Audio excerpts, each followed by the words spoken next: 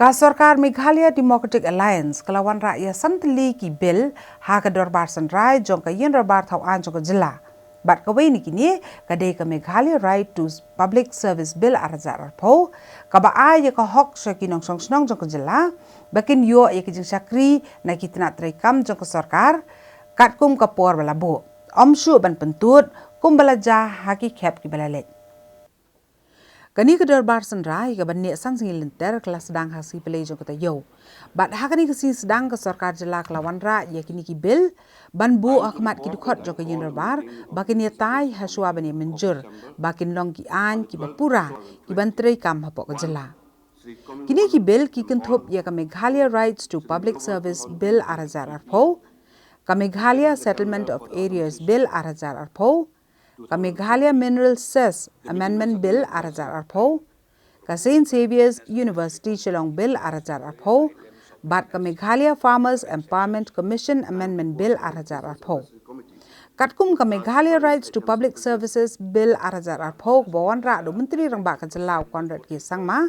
kala krenchai ba onda ni ka bill kelaklaan kinu ki officer ki bamla ban pendep ya kejing ajing sakri hapok kapor balabu kin hap ban siu kuna ka balong san hajar tengka lada ka dei kesien ka benengkong bat hadu arpo hajar tengka lada dang yai biteng kejing bamla ban pendep ya kejing sakri sekipat ba.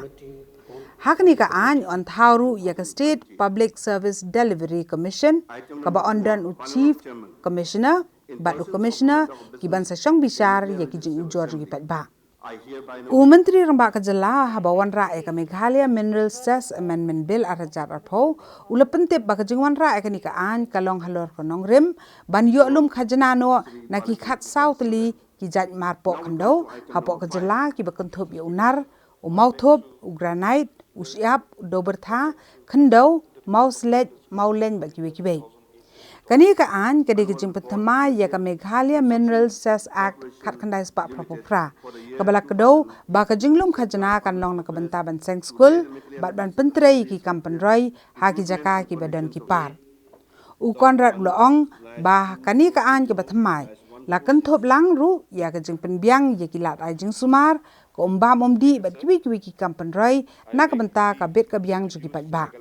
ka yin dorbar ka ni ka singis dang ka le tairu ya ka mat ka bede ba ka jing penjari ya ka jing sanchar administrator ni ka jing sanchar ulat jong ka jela ya ka Garo Hills Autonomous District Council ka balawan ra do menteri ka tna District Council Affairs jong ka jela u ba lak men rumboy ha ka dor jong ka resolution jong ka Sarkar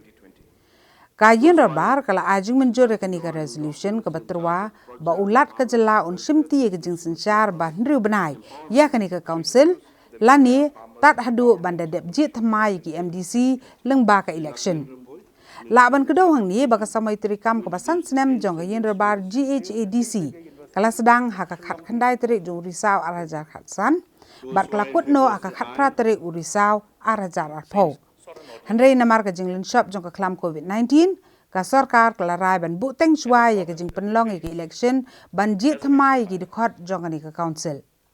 Whereas the governor of Meghalaya, in exercise of the power conferred by subparagraph 2 of the paragraph 6 of the 6th schedule of the Constitution of India, had by notification number DCA.1/2020/146 date 16th October 2020, assumed to himself the administration